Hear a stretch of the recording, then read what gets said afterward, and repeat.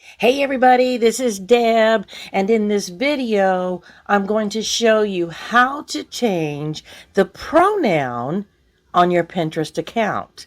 Before I do that though, do me a favor. If you like this video, hit that like button because the YouTube gods really love it when you do that. It shows them, hey, you like what you're seeing. And if you haven't done so yet, hit that subscribe button as well and the notification bell so you are aware of new questions and new how-to videos that come up on the channel.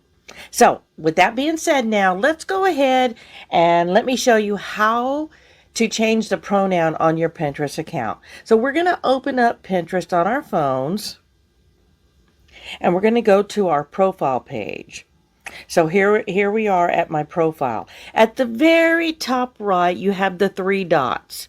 You're going to select those three dots and this menu is going to pop up. Okay, so you are going to select the third one down that says Edit Public Profile. And then when you click that, the fourth item down says Pronouns.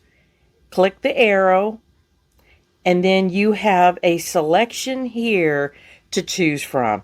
You select it, you hit Done at the top right corner, and then you have it. That's it. It's easy.